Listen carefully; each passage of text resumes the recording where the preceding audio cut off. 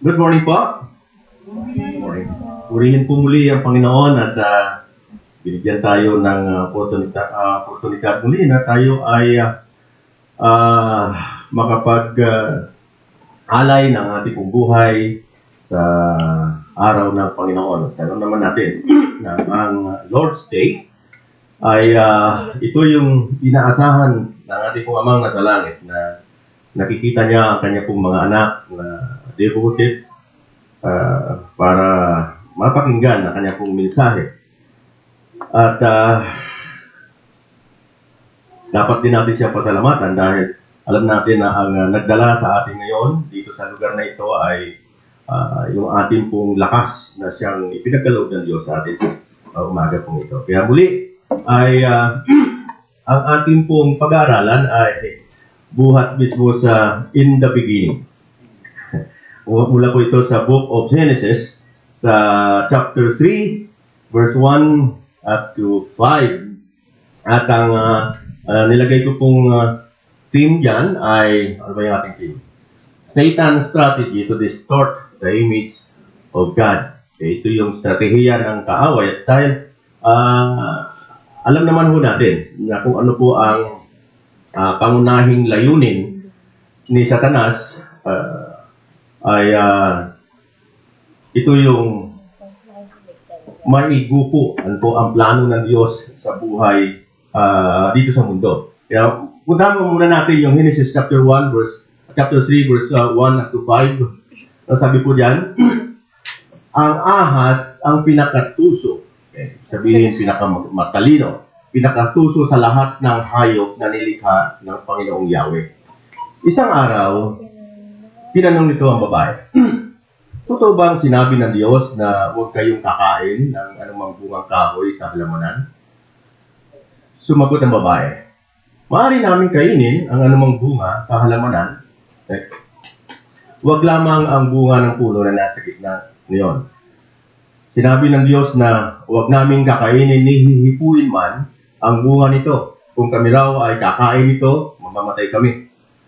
Ngunit, sinabi ng ahas, hindi totoo yan. Hindi kayo mamamatay. Sinabi lang yan ng Diyos sapagkat alam niyang kung kakain kayo ng bunga niyon ay makakaunawa kayo. Kayo'y magiging parang Diyos at malalaman ninyo ang mabuti at masama. Okay. So, purihin ng Diyos sa pagkabasa ng kanyang salita. So, bago po tayo magtuloy, ay samahan niyo po muna ako. Hindi tayo ng gabay ng ating pong Panginoon. Muli, dakilang Ama, kami ay mulit-muling dumudulog sa trono ng iyong pong biyaya. At amin po ni-recognize ang inyong pagiging Diyos sa buhay po namin. At dahil po dyan, alam namin bilang Ama na nasa langit, ang nais po lagi ninyo sa amin ay para sa ikabubuti namin. At ngayong umaga pong ito, kami ay nagpapakumbaba sa inyo pong harapan bilang mga anak ninyo, bilang mga lingkod ninyo, bilang mga alipin ninyo.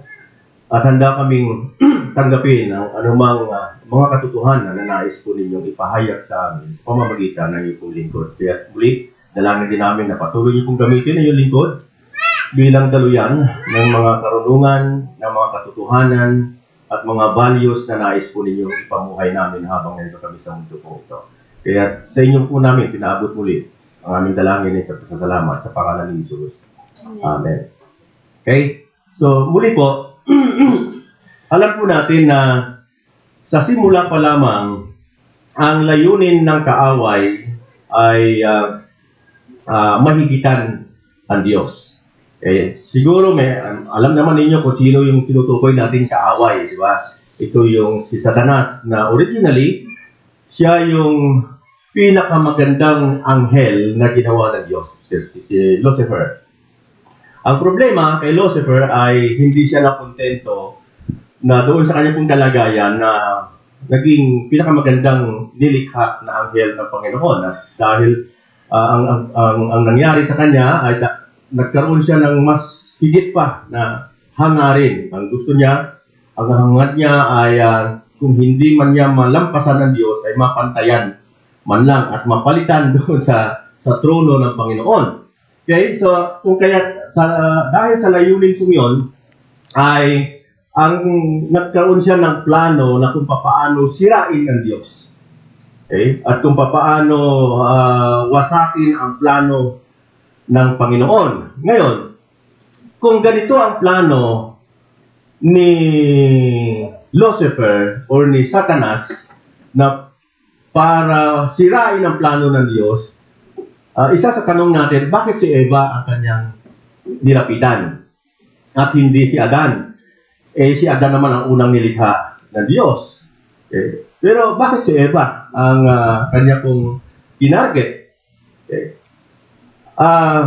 Para maintindihan ho natin yan, yung tanong na yan ay kailangan nating tignan at maintindihan kung bakit ba ginawa ng Diyos ang tao at para saan ba to. Okay. Kasi may kinalaman dito yung hakbang nung tuso. Diba? Bakit? Ano ang kanyang plano? Bakit si Eva ang kanyang nilapitan, ang unang niyang nilapitan, para magkaroon ng katuparan yung kanyang plano? Ulitin ko, ang plano ni Satanas ay sirain ang plano ng Diyos, okay? Yung layunin ng Diyos, yung maitatag ang kaharian ng Diyos sa lupa. Ito yung kanyang plano na gusto niyang wasakin ito. Okay, ngayon, ulitin ko, para maintindihan natin kung bakit gano'n ang naging hakbang ni Satanas, kailangan natin balikan bakit ba nilikha ng Diyos ang tao? At ano ang plano ng Diyos? Para saan ba ang tao? Ngayon, tingnan natin yung Genesis chapter 1, verse 26. Okay? Ito yung pagkatapos ng creation. Alam naman natin sa creation, di ba, nilikha muna ng Diyos ang lahat ng bagay, okay? Yung mga may buhay sa tubig, at yung mga may buhay sa lupa, okay? Yung mga gumagapang at lumilipad, pati yung mga puno na ito. Then after that, pagkatapos likhain ng Panginoon, sabi sa Genesis 1 verse 26, pagkatapos sinabi ng Diyos, Genesis 1:26, pagkatapos sinabi ng Diyos, ngayon, likhain natin ang tao ayon sa ating larawan. Take note, yung phrase ko na likhain natin ang tao ayon, sabi niya, sa ating larawan, ayon sa ating wangis, sabi niya. Sila ang mamamahala sa mga isda, sa mga ibon, sa himpapawid, at sa lahat ng hayop, maging maamo o maiilap o malalaki. Okay? Ngayon, pagkatapos likhain ng Diyos yung si Adan, yung unang nilikha ng Panginoon, di ba si Adan? Ngayon, pagkatapos likhain ng Panginoon, si Adan, pinagmasdan ng Diyos yung kanyang nilikha. Okay? Yung lahat ng bagay, maging si Adan, pinagmasdan ng Panginoon. Ngayon, nung pinagmasdan ng Diyos, mayroon siyang nakita. Okay? Alam naman natin, kasama siyempre yun sa kanyang plano. God is omniscient. Alam niya ang nangyayari noon, sa kasalukuyan at sa darating. Ngayon, sinabi niya sa Genesis chapter 2 verse 18, sabi niya, matapos gawin ang lahat ng ito, sinabi ng Panginoong Yahweh, na makita niya, hindi mabuti na mag-isa ang tao. Bibigyan ko siya ng isang angkop na makakasama at makakatulong. Okay? Imagine po ninyo, nung nilagay ng Diyos si Adan sa gitna ng kanyang creation, kasama ng mga hayop, pinagmasdan ng Panginoon, sabi niya, wala akong makitang anumang uri ng hayop na angkop na mga kasama ng tao. Okay? Isipin po ninyo kung nakita ng Diyos na ang tao pala ay compatible na makasama niya ang unggoy. Ito yung naging asawa ni Adan, unggoy. Di tayo lahi ng unggoy ngayon. Okay. Pero, praise God, dahil sabi ng Panginoon, wala akong makitang angkop na makasama na tao. Okay? At sabi ng Panginoon, hindi tama, hindi maganda na ang tao ay mabubuhay na walang kasama, walang makakatulong. Ngayon, ito pong dalawang statement pong ito yung nagpapahayag ng mga bagay patungkol sa Diyos. Kung ano ang Diyos at kung sino ang Diyos.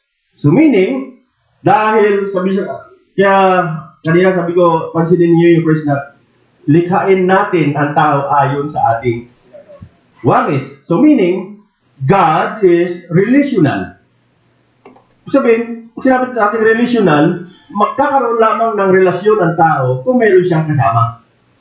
At ang Diyos, kaya nga sabi, ang Diyos, kaya nga sa aking pong doktrina, God is Trinity. Meron tayong God the Father, the Son, and the Holy Spirit. At ito pong talata pong ito, isa ito sa mga katibayan na masasabi natin, ang Diyos ay binubuo ng 3 person. Kasi sabi niya, gawin natin ang tao, likhain natin ang tao ayon sa ating pong wangis. Kaya, ito pong statement na, unang statement na binasa po natin, ay nagsasabi na ang Diyos po ay hindi siya solitary. Ibig sabihin, hindi po siya nag-iisa.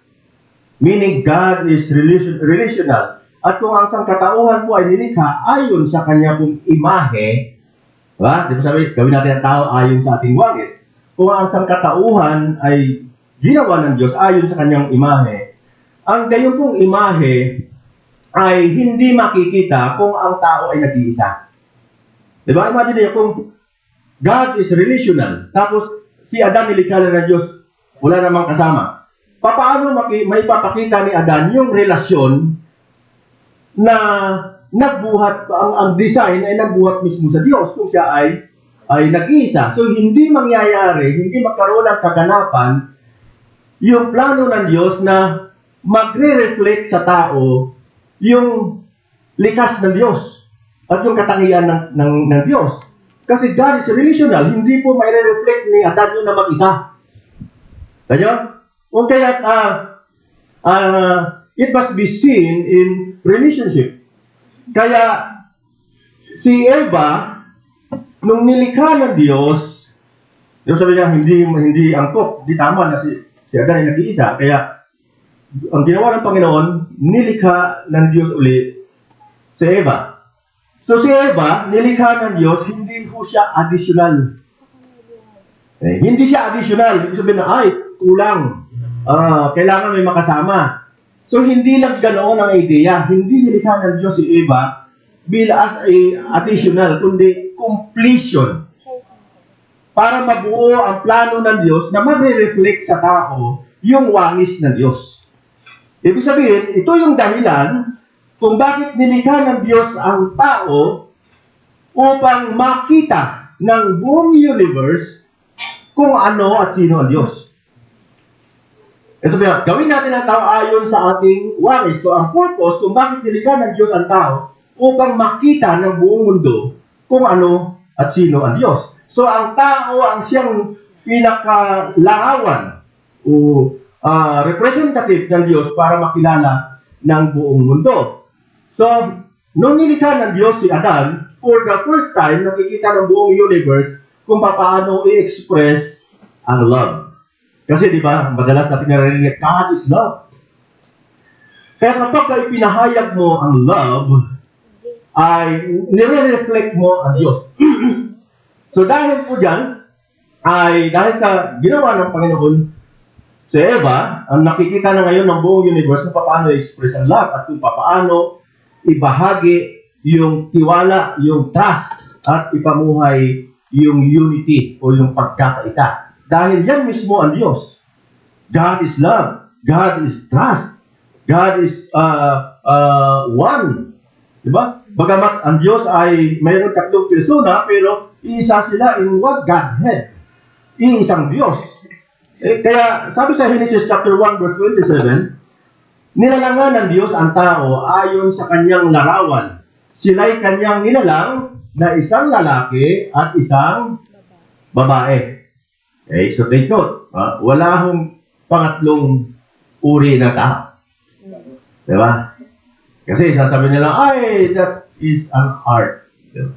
Kapag kagayon ka, art yan. No, wala hong ganyang nilikha ang Diyos. Ang nilikha ng Diyos ay babae lang at lalaki. So kita po nyo, ang tao ay naging buhay na demonstration of God's relational love. Yan yung purpose ng Diyos. So critical po ito dahil naririnig po natin yung malaking controversy na ang diablo ay hindi lamang nakikipaglaban sa Diyos. Hindi lamang ang Diyos ang kanya pong ino-oppose personally, kundi maging ang mga nilikha ng Diyos na nagtataglay ng kanyang wangis o kanyang likas. Okay. Kinakalaban ng Diablo ang Diyos, pero dahil hindi naman pwedeng harapin ng Diablo ng face-to-face ang Diyos, dahil hindi kaya tapatan ng kapangyarihan ng Diablo ang kapangyarihan ng Diyos. Kaya ang pinag-iinitan ngayon ng Diablo ay kung sino ang may dala, ang sino ang binigyan ng Diyos ng authority para ipakita kung sino ang Diyos. Upang ipakita ang kanya pong wangis. Okay, so here's the strategy. Ito yung strategy niya ngayon ng Diablo. Ano yung strategy niya? Kung ang sangkatauhan ay siyang buhay na ebidensya ng Diyos, then destroy the evidence. Sirain mo ebidensya. Para masira mo yung katunggali mo na hindi mo kayang tapatan ang kapangyarihan, sirain mo ang kanyang ebidensya. Ba? So, sa ganitong pong paraan, lamang maaaring makipagtunggali ang kaaway sa Panginoon dahil gaya na sabi natin kanina, hindi naman niya kayang tapatan ang kapangyarihan ng Diyos. So, kaya, kung doon siya nagsimula sa relasyon na nakikita sa sangkatauhan, yan ang dahilan kung bakit si Eva po ang inuna ni Satanas na nilapitan at hindi si Adan. Dahil, bakit po? Dahil si Eva ang nagre-represent ng isang bagay na hindi kayang i-represent ni Adan ng mag-isa. Okay. Si Eva ang nagtataglay po noon. Okay, si Eva, siya ang relational dimension ng sangkatauhan. Si Eva po yun. Dahil hindi naman pwedeng ipakita ni Adan ang katangian ng Diyos ng nag-iisa. Oo nga't mabubuhay si Adan kahit na wala si Eva, pero ang love ay hindi niya may express. Diba? Paano ko may masasabi na, ay, mahal kita? Kanino siya sabi sa hangin? Diba? Paano may express ni Adan yung kanyang tiwala? Yung trust niya sa kanyang kapwa, yung pagiging isa. Diba? Nung kinasal si Eva at si Adan ay, sabi ng Panginoon, ngayon ay hindi na kayo dalawa, kayo iisa. So, nire-represent pa rin ng mag-asawa yung pagiging unity, okay, ng Diyos. Yung pagiging isa ng Diyos. Kaya, very precise po yung ginawa ni Satanas dahil ang Diyos ay relational, tinarget din niya kung sino ang nag-express ng relasyon. Tinan po ninyo, sa Genesis chapter 3 verse 1, tinanong nito ang babae. Ngayon wala po dyan. Totoo bang sinabi ng Diyos na huwag kayong kakain ng anumang bungang kahoy sa halamanan? Okay. Pansinin niyo po yan, hindi niya direktang inatake ang Diyos. Okay? Ni Satanas. Sinira niya muna yung tiwala ng tao. Tiwala, particular ni Eva sa Diyos. Dahil kapag nagkaroon na ng lamat ang tiwala ng tao o ng tiwala ni Eva sa Diyos, ay after that, sasaksakan na niya ng samot-saring mga kasinungalingan. Para magtagumpay ka ng pag-kumbinsi ng mga kasinungalingan, ay kinakailangan mo munang sirain yung reputasyon ng iyong partner. Diba? Maging sa Senado po ngayon, di ba? Kaya sabi ko nga, sa Senado, kapag ka nag-present ka ng mga testigo, kahit na credible ang testigo, ay hahanapan nila ng butas. Sisirain nila ang kredibilidad. Dahil kapag nasira mo yung kredibilidad, damay-damay na yan. Okay? Yung lamat na yan ay lalaki na. Ikakalat na yan. Kaya sabi ko dito, kapag nagkaroon na ng lamat ang tiwala mo sa Diyos, sasaksakan na yan ni Satanas ng iba't ibang mga kasinungalingan. Tingnan po ninyo, yung Genesis chapter 3 verse 4 to 5. Sabi niya, ngunit sinabi ng ahas, hindi totoo yan. Diba? Pinasinungalingan na niya yung sinabi ng Diyos. Yung strategiya ni Satanas ay sirain yung kredibilidad ng Diyos kay Eva. Kaya sabi ni Satanas, hindi totoo yun. Yung sinabi ng Diyos ay hindi yan totoo. Hindi totoo yan. Hindi kayo mamamatay. Sabi niya, verse 5, sinabi lang yan ng Diyos sapagkat alam niya kung kakain kayo ng bunga niyon ay makakaunawa kayo Okay? Kayo'y magiging parang Diyos at malalaman ninyo ang mabuti at masama. Kita po niyo kung ano po talaga yung gustong iparating ni Satanas sa tao, na ibig niyang iparating sa tao na huwag kayong magtiwala sa Diyos. What? Ibig sabihin ni Satanas na pinagdadamutan kayo ng Diyos. Kaya niya pinagbawal sa inyo yan kasi ayaw niyang maging katulad niya kayo. So ito ay isang kasinungalingan dahil sa likod ng katotohanan ito, ng statement ng Panginoon, yung bilin ng Diyos kay Adan na huwag kainin, may mga mabubuting bagay na nakaset para sa tao. Kaya sabi nga natin, di ba, anumang ibinigay ng Diyos, anumang ipinagbawal ng Diyos, anumang pinahintulot ng Diyos, lahat ng yan, ang resulta niya ay para sa ikabubuti ng tao. So kung may ipinagbawal man ng Diyos kay Eva, pinaganoon, yun ay para sa ikabubuti ng tao. Pero anong ginawa ni Satanas? Pinasinungalingan ni Satanas yung salita ng Diyos. Okay? So kita po niyo, kung ano talaga yung nais na iparating ni Satanas. Ngayon, sa sandaling maniwala si Eva, kahit na konti lang. Ito po'y aral din. Hindi lamang natin tinitignan kung ano ang naging buhay ni Eva at ni Adan noon. Pero gusto ko rin pong i-connect ito sa ating pong literal na pamilya. Kasi ito ang strategiya ng kaaway, maging hindi lamang sa panahon ni Eva at ni Adan, maging sa panahon natin ngayon, maging sa pamilya natin ngayon, pamilya ng mag-asawa, pamilya ng bawat individual. Kaya maging sa ating pamilya, kapag ka nagkaroon ng lamat ang tiwala, nagkaroon ng lamat yan, magkakaroon na yan ng hindi na gagana ang love gaya ng kung ano ang nakadesign. Then, yung lamat o yung damage, kakalat na po yan. Diba? Ang salamin kapag ka nagkaroon ng lamat, hindi na ho ninyo mabubuo, ma-repair.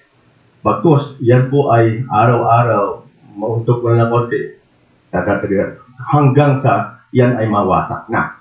Okay? Kaya sabi sa Genesis chapter 3 verse 6, sabi niya, pagkatapos likhain, pagkatapos mahulog ni Eva at ni Adan, sabi niya, ang punong kahoy na napakaganda sa paningin ng babae at sa palagay niya ay masarap ang bunga nito. Okay? So, si Eva, hindi na siya nag-stick doon sa kung ano sinabi ng Diyos. Nagkaroon na ng lamat yung tiwala niya sa Panginoon. Sabi niya, parang ang ganda nga kaya, ang ganda tignan, at saka parang ang sarap. Diba? So, nawala na yung buong tiwala niya sa Diyos, yung pagsandal niya sa Panginoon, umangat na. Okay? Nagkaroon na siya ng duda. Sabi niya, sa paningin ng babae at sa palagay niya ay masarap ang bunga nito. Naisip din niya na kahanga-hanga ang maging marunong, kaya tumita siya ng bunga at kumain ito. At binigyan niya ang kanyang asawa at kumain din ito. Alam po ninyo, ito pong ating pong lesson ngayon ay, sabi ko nga, ito ay makapagbabago ng ating pong impresyon na akin na napagisnan dahil madalas natin marinig na, mga babae, ano yan? Talagang ugat ng gulo yan sa buhay kasi kita nyo, sila yung unang nagkasala. Diba? Sila yung unang natukso at si Adan ay kaya lang naman kumain ng bunga yan dahil bigay ng babae. Pero sa ating pag-aaral po ngayon, maintindihan natin na bakit ang babae ang unang nagkasala. Hindi dahil sa siya ay mahina, kundi dahil doon sa pagiging puso ni Satanas. At mamaya maintindihan po natin ang buo yan. Kaya sabi dito, kita po natin na hindi kailangan ni Satanas na pumunta pa kay Adan. Okay? Para po sirain ang Diyos. Okay? Once na nagkaroon na ng lamat ang tiwala, ang lamat kong yan ay tatagos sa relasyon hanggang sa tuluyan na itong mawasak. Ito sabihin, ang unang-unang naging dahilan kung bakit nagkakaroon ng broken family ay dahil nagkalamat yung tiwala. Kaya sabi nga kapag ang tiwala ay nawala, mahirap nang ibalik. Okay. So, nawasak na. So kapag nagkaganoon, kapag nagawa ni Satanas na lagyan ng lamat yung ating pong pagtitiwala, ibig sabihin, nagtagumpay si Satanas sa pagsira ng ebidensya o ng image ng Diyos sa tao. Tingnan po ninyo kung ano po ang sagot ni Adan sa Diyos pagkatapos na magtagumpay si Satanas. Di ba? Nung kumain si Eva, binigyan si Adan, kumain din, at nung pagkatapos nilang kainin, nabuksan ang kanilang kaisipan, nakita nila na sila ay hubad. Okay? At dahil doon, tingnan nyo kung ano po naging epekto sa kay Eva at kay Adan. Sa verse 10 ng chapter 3, sabi niya, noong dumating ang Panginoon sa hardin ng halamanan, ay narinig ni Adan na ang Diyos ay paparating na. Anong ginawa nila? Nagtago sila sa likod ng puno. At sa verse 10, sabi niya, natakot po ako, kasi tinanong na Panginoon, bakit kayo nandiyan? Bakit kayo nagtatago? Sagot ni Adan, natakot po ako nung marinig kong kayo'y nasa halamanan. Nagtago po ako sapagkat ako'y hubad. Sagot ng lalaki, sagot ni Adan. So, kita nyo, ano po ngayon yung nangyari pagkatapos makurap ang image ng Diyos? Kasi nga nung kasala na, nung sinuway na nila ni Eva at ni Adan ang Diyos, nakurap na yung image ng Diyos sa kanila. Okay? Namatay yung image ng Diyos. At alam naman natin na kapag ang imahe ng Diyos ay nawala sa isang tao, patay ka spiritually. Okay? Kaya nga ang Biblia nagsasabi na lahat ng Ephesians verse 2 ay sinasabi na lahat ng tao ay patay spiritually. Kasi lahat tayo, descendant tayo ni Eva at ni Adan. Ngayon, pagkatapos makurap yung image ng Diyos sa tao, ang dating trust, okay, yung kanilang buong tiwala nila sa Panginoon, anong nangyari? Napalitan ng fear. At takot. Kasi natakot po kami. Samantalang dati, nung hindi pa sila nagkakasala, pagka dumarating ang Panginoon, naroon yung kanilang buong pananampalataya, buong tiwala nila sa Diyos. Okay? So, at ngayon, ano ba? Ang unity, dating mayroon silang unity ng Panginoon na palitan ng separation. Diba? Napalayo na sila. Nung dati, nung pagka dumarating ang Panginoon, doon sa hardin ng Eden ay naroon niya kanilang excitement. Ay, dahil na ng Diyos, palapit na sila. Diba? Excited sila na makapiling ang Panginoon. Nandun yung kanilang unity. Okay? So parang bata, di ba? Parang tayo, nung mga bata pa tayo, pag umalis ang ating magulang, nung nanay mo o tatay mo, pumunta sa palengke, naalala ko nung araw, okay, yung mga bata pa, pag namalengke ang nanay ko, pag nakita namin na parating na yung tricycle na kanya sinasakyan, excited ka kami doon sa tabi ng kalsada, no? Naghihintay ka na bumaba. Kasi alam mo meron. Tayo mga tao, hindi tayo pasalubong. Pero, alam nyo, ibig sabihin, na noon hindi pa nagkasala si Eva, si Adan, meron silang excitement na makipag-isa. Okay? Makipag-unite sa Diyos, sa ating pong Ama na nasa langit. Pero pagkatapos makurap yung image ng Diyos sa kanila, yung dating unity ay napalitan ng separation.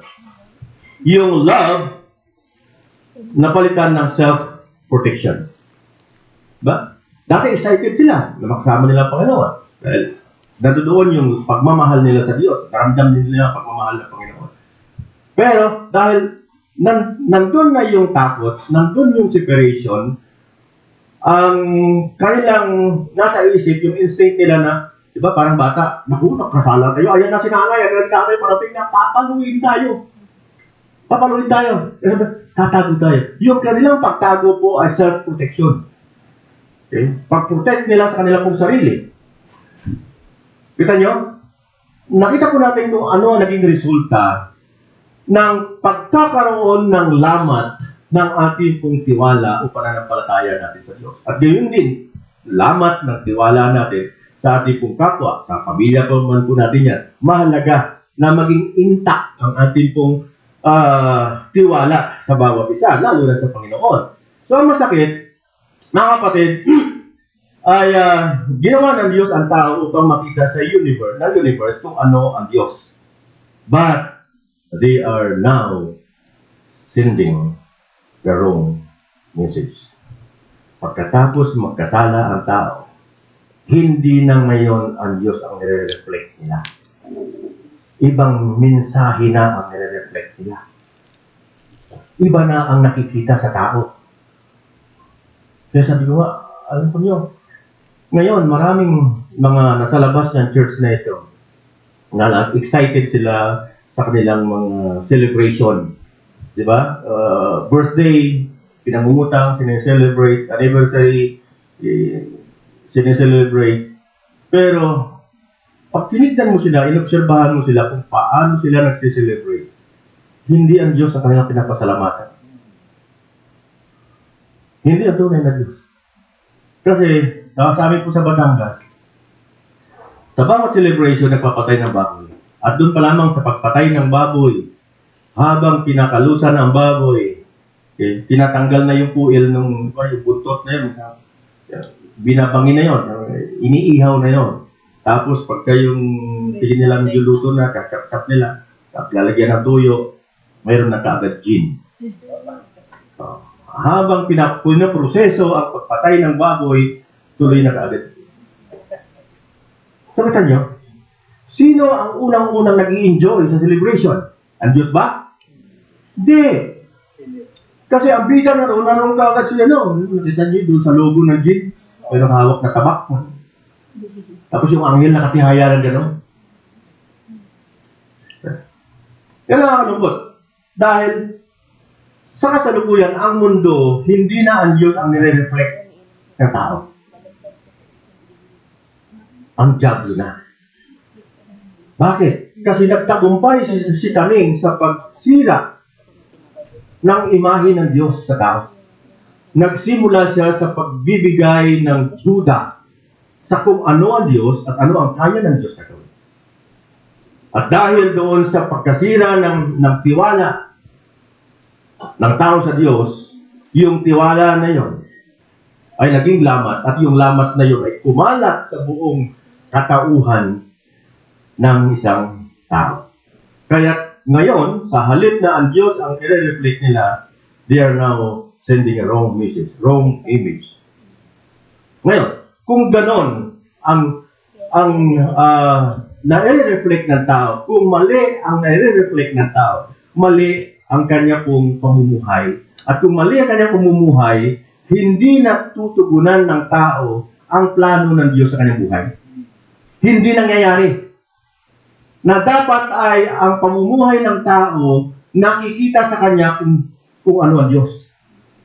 Na ang Diyos ay love, trust, and unity. May pagkakaisa. Pero alam naman natin yan, maraming pamilya, wala na yung trust. Wala na yung love. Wala na yung pagkakaisa. Kanya-kanya na. Maraming pamilya ngayon, ano po, na ang pera ng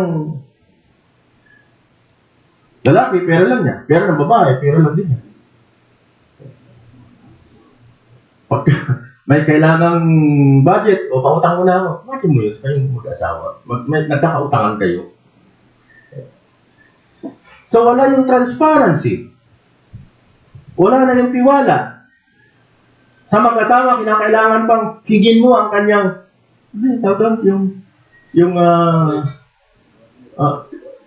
yung code ng kanyang cellphone. Di ba? Bago mo mabasa yung ano ang nalaman doon, pwede pa wala. Mag-asawa po kayo. You are one. Iisa kayo. So, hindi tama na mayroon pong code. Nakalock ang cellphone. Dapat ang cellphone ng mag-asawa, anytime na tingnan ng isa, available. Dahil iisa kayo. So, kapag yan ay mayroon pong lock. Mayroong privacy. Hindi mo maalis na magkaroon ng lamat ng tiwala. Bakit pa kinakailangan? Mayroon ko. Iisa tayo. Yeah? Kaya, kung gano'n po ang buhay ng isang tao na nilikha ng Diyos, since na ang Diyos ang may likha sa atin, ang Diyos ang nakakaalam kung ano ang purpose natin. Okay? At kanina, nakita po natin na sa 2 talata na ating pong binasa, nakita po natin kung anong purpose ng Diyos, bakit niya nilikha ang tao. Nilikha ng Diyos ang tao upang makita sa tao kung ano at sino ang Diyos. Sabi niya, likhain natin ang tao ayon sa ating wangis. So since God is relational, ang tao dapat nire-represent ng tao yung relasyon na kung anong meron ang Diyos. Naroon ang pag-ibig, naroon yung tiwala, naroon yung pagkakaisa. So kaya kapag ka ang pamilya, ang membro ng pamilya ay wala doon yung karakter ng Diyos, huwag tayong umasa na gaganda ang buhay. No, kaya nga, sabi ko, madalas ako makarinig yun. Bakit pastor ganun? Kami naman mag-asawa masipag. Araw-araw nagtatrabaho kami. Kahit nga linggo, ginagawa na nga namin Lunes, pagtatrabaho. Pero bakit parang nahuhulog sa buslong butas ang aming kinikita? Laging kulang. Anong sikreto? Pagkagising niyo pa sa umaga, ano ang naririnig? Harmony? Pag-ibig? Tiwala? Pagkakaisa? Yan ba ang nagigisnan ninyo? Sa inyong tahanan? O pagkagising pa lang? Asan na yung kape ko? Sabi ng tatay. Kasi gusto niya, paglingkuran siya pag umaga. So, babae na, galit. Ako lang lagi ay pag... So, hindi po nakikita yung image ng Diyos sa buhay. Sa bahay, sa tahanan. Which is, na yun ang inaasahan ng Diyos sa bawat isa sa atin. Ngayon, kung ang nakikita, ang nire-reflect natin ay hindi ang Diyos at ang diablo ang nire-reflect natin, asa ka pa? Napapasok ang grasya. Ang pera, mga kapatid, yan po ay side effect ng karakter ng Diyos sa tahanan. Kapag ka nakikita ang karakter ng Diyos sa tahanan, naroon yung love, yung trust, yung unity, ang pera, side effect yan. Doon papasok ang pera. Doon magkakaroon ng sinasabi ng John 10:10, buhay na ganap at kasiya-siya. Kaya maraming individual salat sa buhay kasi wala roon yung image ng Diyos. So kung wala doon ang image ng Diyos, ano ang asahan natin? Ano ho ang sinasabi sa Kawikaan chapter 13, verse 2? Sabi niya, natatango ng mabuti ang bunga ng kanyang kabaitan. Ngunit, ang dinanasan ng masama ay puro karahasan. So kung maayos ka, yung kabaitan na sinasabi po dito, ito yung karakter na mula sa Panginoon. Yung nagre-reflect yung karakter ng Diyos sa inyong tahanan. At sa 1 Peter chapter 5 verse 10, sabi niya, at siya rin ang nagpapatatag at nagpapalakas sa inyo dahil siya ang pinagmumulan ng lahat ng pagpapala. Okay. Lahat ng mga mabubuting bagay na meron tayo, yan ay galing sa Diyos. Yan ay side effect ng karakter ng Diyos na pinamumuhay natin.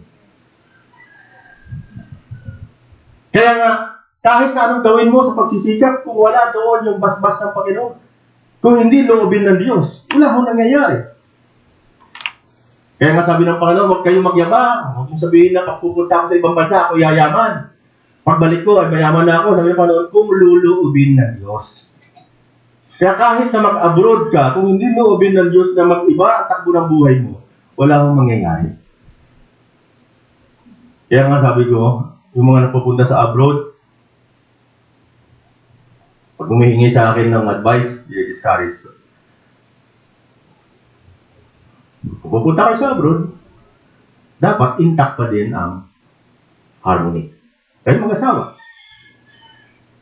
Kaya kung nag-iisa ka lang, may iwan dito yung isa,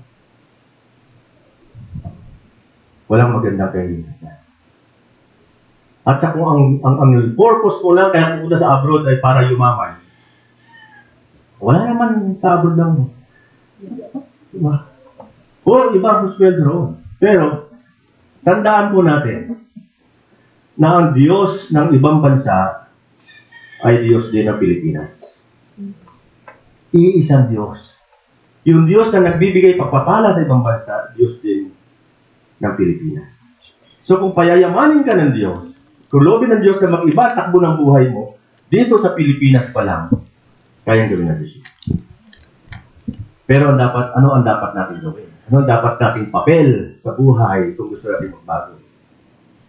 Ang takbo ng ating pamumuhay.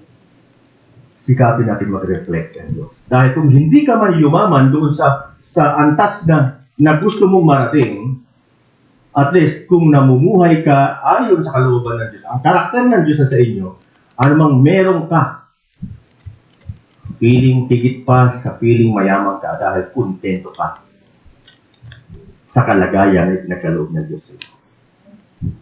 Dahil anumang kalagayan na meron tayo ngayon, yan ay kaloob ng Diyos. Bigay ng Diyos yan. At alam ng Diyos na yung kalagayan mo yan ang nakakabuti para sa iyo. Dahil pag lumampas pa diyan, baka mapasama ka na. Diba? Kaya, tandaan po natin, lahat ng bagay na meron tayo, lahat ng mabubuting bagay na meron tayo, yan ay buhat sa Diyos. Yan ay kaloob ng Panginoon. So ito yung dahilan kung bakit mas pinili po ni Satanas si Eva. At hindi dahil siya ay mahina, kundi dahil siya ang nasa sentro ng layunin kung bakit nilikha ng Diyos ang humanity. Si Eva ang nasa sentro. Kasi hindi naman kayang i-reflect ni Adan na mag-isa ang Diyos. So para ma-reflect ni Adan ang Diyos, ay kailangan niyang meron siyang partner. So hindi additional, ulitin ko, hindi po additional si Eva, siya ay completion sa plano ng Diyos. Okay? Now, dahil sa Diyos po ay relational, ang love ay in action. Okay, na ipapamuhay. At dahil sa ang tao po ay nilikha para i-reflect ang Diyos, hindi niya dapat hayaang mabahira ng kanya pong tiwala sa Diyos. Okay. Hindi dapat nagkakaroon tayo ng maliit, kahit kaunting lamat ng ating pong pagtitiwala sa Panginoon. Ngayon, kapag hinayaan natin magkalamat po yung trust, okay, dito ngayon magsisimulang magpulak yung entire witness na dapat na sa atin. Ulitin ko, kapag ka nagkaroon ng lamat, yung ating tiwala sa Diyos, yung buong wangis ng Diyos na siyang dapat naging katunayan o patunay na kung ano at sino ang Diyos, lahat po yan nagkukulaps. Okay? Pero ang maganda pong balita ay bagamat nag-collapse yung entire witness ng Diyos sa tao nung magkasala si Eva at si Adan. Sa kabilang yan, hindi hinayaan ng Diyos na manatiling wasak ang relasyon ng humanity sa Panginoon. Hindi hinayaan ng Diyos na manatili yung gayong pong kalagayan. At dahil sa pag-ibig ng Diyos, siya mismo bumaba sa lupa para i-restore yung broken relationship na meron po tayo. Okay? Mismong ang Diyos ang bumaba. Kaya sabi ito sa John 14 verse 9, sumagot si Jesus, okay, ito po ay pagyayari no, ang Panginoong Jesus ay pabalik na sa Ama. Diba sa John 14 verse 1 at 3, aalis ako, sandali lang. Babalik ako sa Ama, ipaghahanap ko yun ng silid o sa ibang version ay mansion na inyong matitirhan at kapag daka, ako'y babalik, susundin ko kayo at pagsama ko kayo doon sa lugar na kung saan ako naroon. Ngayon, sabi ni Felipe, ipakita po niyo sa amin ng Ama at kami makukontento na. Ano sabi doon sa verse 9, chapter 14, sumagot si Jesus Felipe, kay tagal na ninyo akong kasama, hanggang ngayon hindi mo pa ako kilala. Ang nakakita sa akin ay nakakita na sa Ama. Bakit mo sinasabing ipakita mo sa amin ang Ama? So, ibig sabihin, si Jesus Christ nung siya ay bumaba sa lupa, siya ay Diyos. Okay. So, para mabigyan natin ng emphasize yan, balikan natin yung John 1:1. Diba? Wala po dyan. Sa simula pa lang, naroon ang Diyos. Sabi sa John 1. Kasama na ng Diyos ang salita. At ang salita ay Diyos. At pati sa verse 14, at ang salita ay naging tao or nagkatawang tao. So meaning, yung salita na kasama ng Diyos, na siyang Diyos din, ay nagkatawang tao. At sino yung nagkatawang tao? Si Jesus Christ. Meaning, si Jesus Christ ay siya rin God the Father. Siya rin God the Son. Kaya nga sabi natin, bagamat ang Diyos ay in three person, pero one Godhead, iisang Diyos. Kaya ang nawasak na relasyon natin sa Panginoon, yung karakter na nasira natin, hindi hinayaan ng Diyos na hindi hinintay ng Diyos na tayo na mabuo natin ito, may balik natin ito dahil wala naman talaga tayong kakayanan na ma-restore natin yung ating relasyon sa Panginoon. Dahil ang sabi nga dito sa Genesis chapter 3 kanina, pag kinain niyo yan, hihipuin man ninyo, mamamatay kayo. So meaning, nung nagkasala ang tao, yung relasyon ng Diyos sa tao namatay. Okay. Napawalay tayo sa Panginoon. So yung relasyon na yun, since na yun ay patay, hindi na natin kayang buhayin. Walang taong namatay na kaya niyang buhay na kanyang sarili. Tanging ang Diyos lamang ang pwedeng magbigay sa atin ng buhay, ng regeneration. Kaya, makita po natin na ang solusyon, ang Diyos mismo ang nagbigay ng solusyon. Siya mismo ang bumaba dito sa lupa. At nang sa ganoon, magkaroon po ng restoration ng ating relasyon sa Panginoon. Okay. Kaya nakita po natin yung extent ng kasalanan, ano ang naggagawa ng kasalanan? Bakit gano'n na lamang ang ginawa ng Diyos? So para makita natin kung gaano ang epekto ng nagagawa ng kasalanan sa buhay ng isang tao, tignan po ninyo yung dignidad ng nagbayad. Diba? Para makita mo, ano ba ang kasalanan? Bakit kinakailangan ang Diyos mismo ang bumaba sa lupa para bayaran? Ibig sabihin, ang epekto ng kasalanan sa buhay ng isang tao ay gano'n na lamang. Yung height and depth na maaaring maidulot ng kasalanan sa buhay ng isang tao, hindi natin kayang arukin. Since hindi natin kayang arukin, hindi natin kayang yung bayaran. Kaya ang Diyos mismo, na eternal, siya mismo ang bumaba para bayaran ito dahil ang pwede lamang makasatisfy doon sa galit ng Diyos ay ang dugo mismo na kanyang pong anak. Okay? So, naparito si Jesus para ipakita kung ano ang tunay na pag-ibig, kung ano ang mukha ng tunay na tiwala sa Diyos. Naparito siya upang ibalik ang nasirang relasyon ng tao sa Diyos. Siya mismo ang gawa po ng paraan. At sa pamamagitan niya, ay nilingap muli ng Diyos ang sangkatauhan. Okay. Sabi sa Isaiah chapter 43, verse 10, Bayang Israel, ikaw ang saksi ko, pinili kita upang maging lingkod ko, upang makilala mo ako at manalig ka sa akin. Walang ibang Diyos maliban sa akin, walang nauna at wala ring papalit. Bayang Israel. Ang tinutukoy po ng Diyos na bayang Israel, kaya kanya po mga pinili bago palikain ng sanlibutan. Okay. Yan yung deklarasyon sa Ephesians chapter 1 verse 4. Sabi niya, bago palikain ng sanlibutan, pinili na niya tayo upang maging kanya pamamagitan ng ating pagkikipag-isa kay Kristo, upang tayo maging banal. Ganyan, yung purpose ko, upang maging banal. Dahil ang para ma-reflect natin ang Diyos sa buhay po natin, dapat nasa atin yung kabanalan. At may babalik lamang yung kabanalan na yun kung si Jesus ay mamatay sa krus, mabayaran ng ating kasalanan, at saka pa lamang may balik yung kabanalan. So meaning, ang kailangang ibalik sa atin yung nawala sa atin.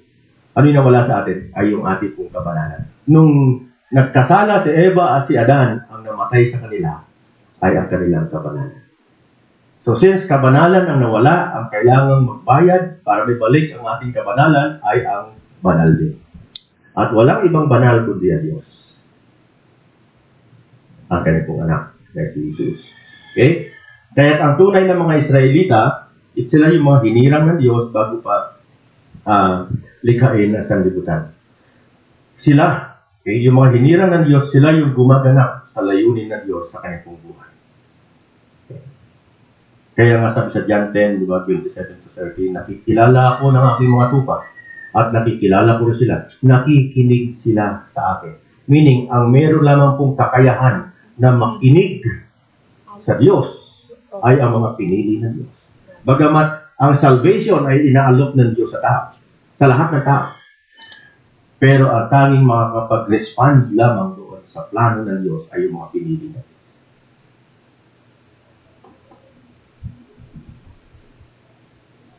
Kaya ang problema po, yung plano ng Diyos sa buhay natin, hindi ito magagawa ng tao hanggat siya ay nasa kanyang likas na pagiging makasalanan. Magagawa lamang ng tao kung ano ang plano ng Diyos kapag napalitan na yung kanya pong wangis. Naibalik yung kanya pong wangis. Napalitan yung dating yung wangis natin sa kasalukuyan, which is yung nature natin, yung likas natin na pagiging makasalanan. Pag yan ay napalitan ng wangis ng Diyos, naibalik na muli ang wangis ng Diyos sa atin, saka pa lamang natin ma-reflect yung likas ng Diyos. Kung sino talaga ang Diyos. At mangyayari lang yan kung magagawa mo magsisi at tanggapin ang mga ginawa ni Kristo. Ito'y madalas ko pong bigyan ng emphasize. Kasi nga, maraming mga individual na mali ang kanilang pong pagkakaintindi sa salitang pagsisisi. Ginagawa nilang literal. Okay? Pag sinabi ng, ay, oo, tinatanggap ko naman, nagkasala ko, pinagsisihan ko na yun. Okay? Lord, hindi ko na uulitin. Ang tingin nila, kapag sinabi ng hindi ko na ulitin, pinagsisihan ko na yun, yun ay katanggap-tanggap na sa Diyos at naigagawad na ng Diyos yung salvation. Hindi ho doon nagtatapos. Okay? Lagi kong sinasabi na, tanda po ninyo, maging si Judas, nagsisi din. Di ba? Nung pagkatapos niyang ipagbili si Jesus, sa huli, na-recognize niya na hindi niya dapat ginawa. Ipinagbili ko ang aking guro. Kasi patakbo nang bumalik doon sa mga pari at ibinalik niya yung pera. Dahil nagkasala ako, sabi niya. Ipinagbili ko ang aking guro. At di tinanggap ang pera, inihabis niya. At pagkatapos, pumunta siya doon sa lugar na kung saan siya nagtiksi. Kanya. Nagsisi din siya. Pero, ano ang kulang kay Judas? Bakit nauwi sa kapahamakan ang kanya pong pagsisisi? Ang kulang sa kanya ay hindi niya ni-recognize yung ginawa ni Kristo. Kung sana kung hinintay niyang matapos yung proseso ng pag-alay ni Jesus ng kanyang buhay, maintindihan niya sana na ang ginawa ni Jesus ay sapat na sa mga kasalanang ginawa ko. Na dahil mismo ang Diyos ang bumaba sa lupa, inalay niya ang kanyang buhay para sa akin, gaano man kalaki ang aking kasalanan, sapat na ito para bayaran ang consequence ng aking mga kasalanan. Pero hindi ho niya hinintay yun. Okay.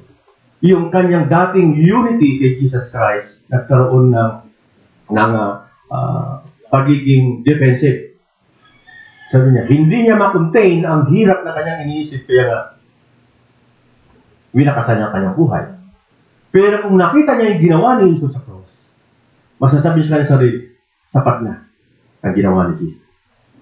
Kaya, ang totoong pagsisisi ay pagtanggap mo sa iyong makasalanan, pag-recognize doon, at pagtalikod dito, tama, sabi mo, hindi ko na ulitin.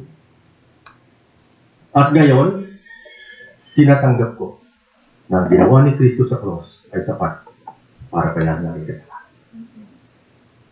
So dahil doon, nakikita ng isang tao yung kanyang pangangailangan sa Diyos.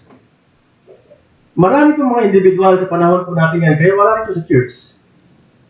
Dahil hindi nila nakikita yung kanilang pangangailangan sa tagapagligtas. Ang alam lang nila, kaya nilang mamuhay ng matuwid para ituring ng Diyos na anak. Pero mga kapatid, hindi po ang pamumuhay ng matuwid ang nakakapagligtas. Kaya lamang ang hinahanap ng Diyos ay yung mga taong nagpapaligtas sa Diyos. Tinatanggap si Kristo na tagapagligtas. Then after that, pag tinanggap mo si Kristo na tagapagligtas, kinahabagan ka ng Panginoon, doon ka pa lamang nakapamuhay ng matuwid. So ang matuwid na pamumuhay ay bunga ng salvation. Hindi tayo nagpapakabait para maligtas dahil wala tayo pwedeng gawin para maligtas. Yun sinasabi ng Ephesians chapter 2 verse 8 and 9, ang kaligtasan ay hindi bunga ng inyong mga gawa, kundi ito'y bunga ng habag ng Diyos. So kahit na anong gawin mong kabutihan, hindi yan marirecognize ng Diyos. Mismo ang Isaiah. Diba? Ang inyong mga mabubuting gawa ay parang basahan lamang sa mata ng Diyos. So nagkakaroon lamang ito ng epekto ng halaga sa mata ng Diyos kung ang kabutihan mo ay bunga ng salvation. Kung ikaw ay ligtas na. At para ka maligtas, kailangan mo magsisi. At sa iyong pagsisisi, re-recognize mo yung ginawa ni Kristo. Kasi Kristo ay namatay sa krus. Kaya na ito ginawa para mabayaran ang ating kasalanan. Ito lamang ang daan. Diba? John 14:6, ako ang daan ng katotohanan ng buhay. Walang makaparoon sa mga kundi sa pamamagitan ko. So mahalaga po, na maintindihan natin ng buo yung salitang pagsisisi. Kailangan kumpleto ang ating pong pagkakaalam kung ano ang ibig sabihin ng panawagan ni Jesus na magsisi kayo sapagkat malapit na dumating ang kaharian ng langit.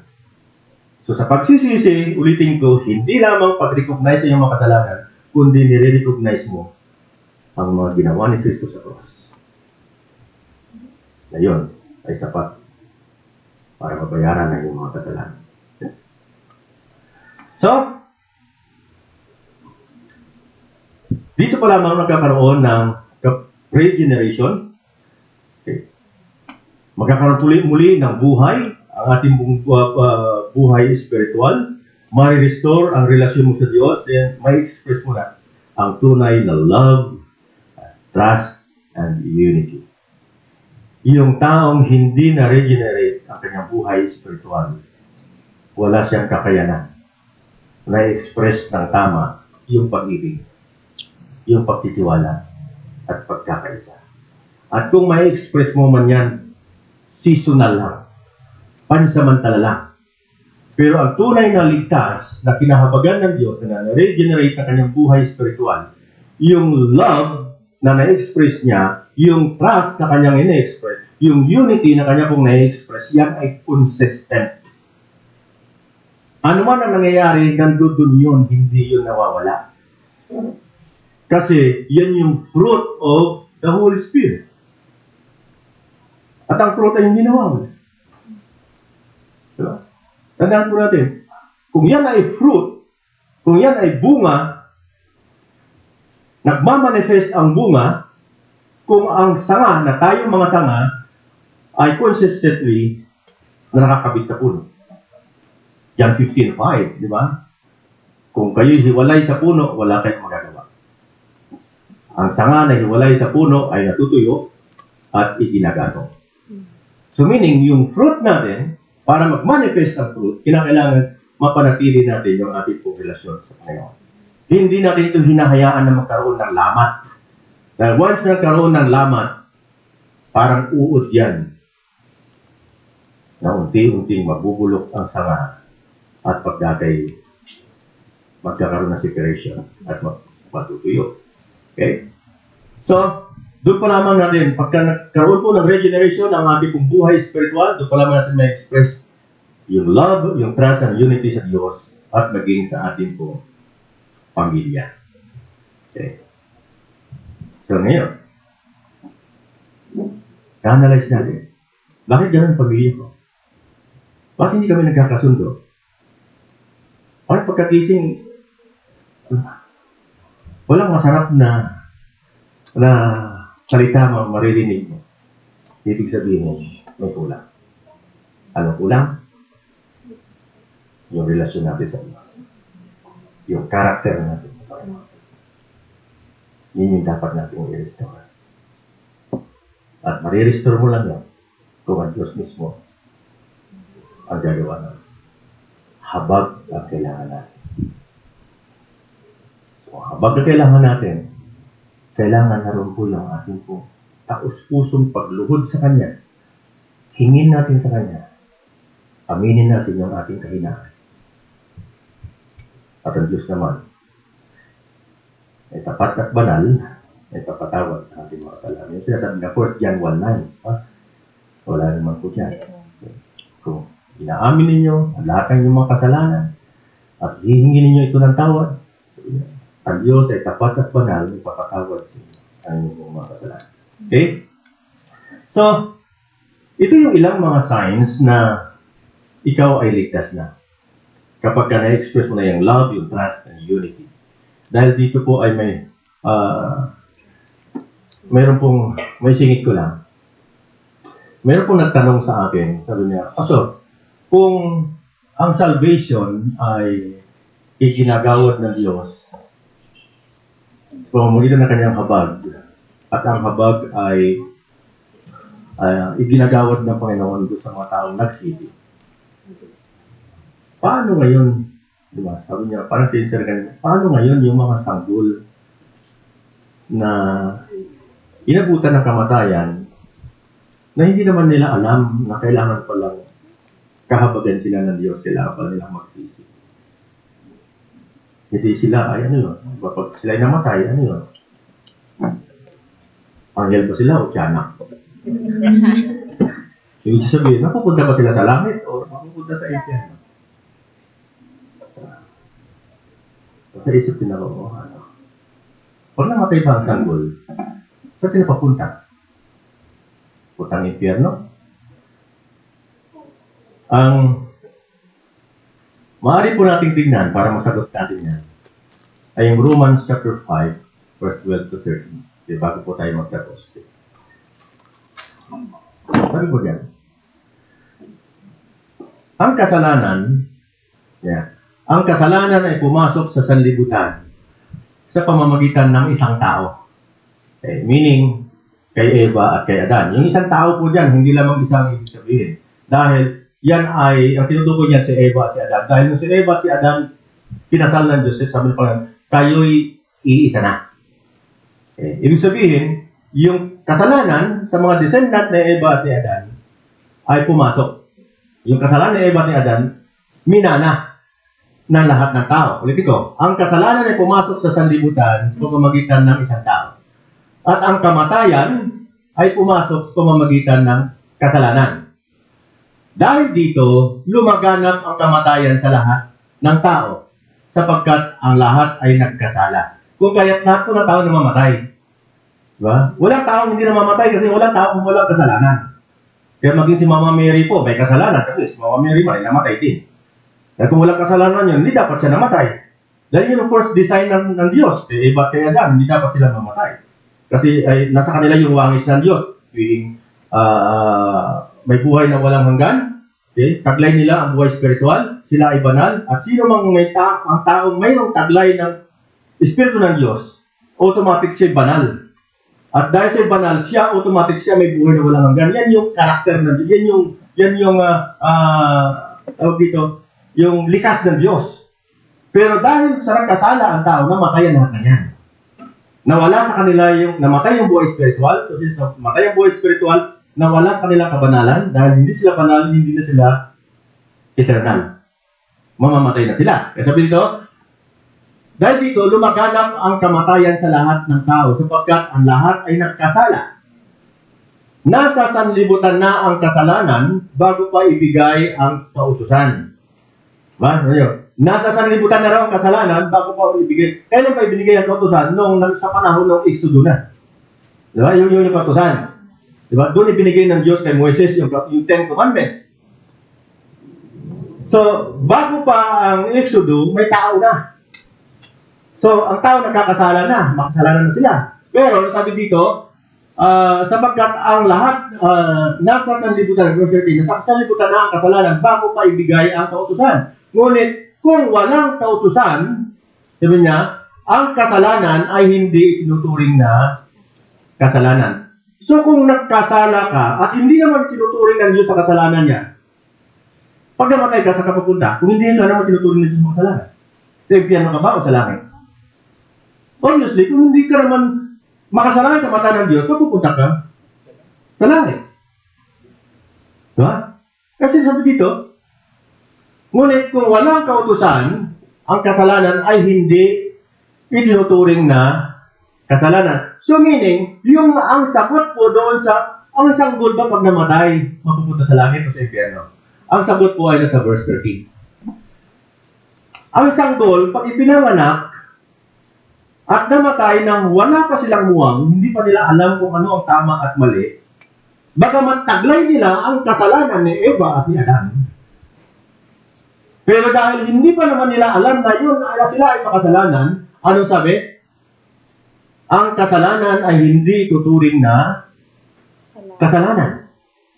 So, ibig sabihin, kung wala ka namang muwang sa kung ano ang tama at mali, at tinawag ka ng Diyos, binawi ka ng Panginoon, wala kang pananagutan. So, ang bata na namatay ng walang muwang, obviously, makakasama siya sa karya ng Diyos. Kaya nga, di ba, ang Panginoon sabi niya, huwag ninyong pagbawalan ang mga bata na lumapit sa akin sapagkat sa mga katulad nila naghahari ang Diyos. Yung sa mga taong malinis ang kanilang puso dahil hindi naman, wala namang umuusig sa kanilang puso na ay nagkasala ako, ay nagsinungaling ako, ay nanampal ako.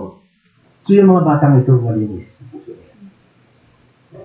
Kaya sa atin, na kung tayo po ay mulat na, alam na natin kung ano tama at mali, subalit patuloy tayo namumuhay sa paraan ng mundo, meron tayong malaking pananagutan sa Diyos. Kasi mulat ka na eh. Alam mo na kung tama at mali. Kaya nga po sa mga Kristiyano na nanambahan na always present sa Lord's Day, pero nagpapatuloy sa kanilang kasalanan, ang laki ng inyong pananagutan, mga kapatid. Kaya mismo ang Biblia nagsasabi, mabuti pang hindi mo nalaman. Kasi pag alam mo na, ang pananagutan sa Diyos. At alam niyo, mayroon po tagpo ng ganyan na inusig ng Panginoon ng mga Pariseyo. Dahil yung mga Pariseyo, kiniklaim nila sila yung mga lahi ni Abraham. So sila lahi ni Abraham, sila yung mga anak ng Diyos. Pero patuloy silang namumuhay sa kadilim. Bagamat sila ay bukas ang mata, pero mistulang bulag sa mata ng Diyos. John 9 verse 41, sabi dito, sumagot si Jesus, kung kayong ay bulag, wala sana kayong kasalanan. Ngunit dahil sinabi ninyong nakakakita kayo, ang kasalanan ay mananatili sa inyo. Yeah. At ito'y malaki ang epekto nito doon sa mga self-righteous. Yung mga nagsasabing sila yung mga Kristiyano, pero pamumuhay. Kristiyano lang pag-araw ng linggo. Pero pagdating ng Lunes, hanggang Sabado, hindi mo maaninag, hindi mo ma-reflect ang karakter ng Diyos sa kanilang buhay. Pero, mga kapatid, tayong mga mulat, ay meron tayong tungkulin na dapat pananagutan natin ito sa Panginoon. Dapat ginagampanan natin ayon sa plano ng Diyos na ipakilala ang Diyos pamamagitan ng relationship at ng karakter. Sa ating conclusion, ang mission ni Satanas ay sirain ang Diyos. Pero dahil alam niya na hindi niya kayang tapatan ang kapangyarihan ng Diyos, kaya ang kanya pong pinagbalingan ay ang karakter ng Diyos sa tao. Ito yung subject na kaaway. Sirain niya yung ating karakter. Paikliin ang ating pasensya. Diba? Yung maapakan ko lang, Yung masagi ka lang, sira na ang mood. Trabaho ng kaaway yan. Yung tapunan ka ng basura sa iyong pandinig. At dahil may isi ang pasensya mo, magre-retaliate ka. Tuwan-tuwa ang job. Sabi, yes, nasira ko yung karakter ng Diyos sa kanyang buhay. Strategy ng kaaway yan. Yung sirain. At dahil si Eva po ang nagre-represent ng living expression ng relationship na kung saan ito ang kapahayagan ng karakter ng Diyos, kaya siya ang naging subject ni Satanas. Para sa kanya, destroy the relationship and you distort the image of God. Pag nasira mo ang relasyon, pati image ng Diyos, distort sa buhay ng tao.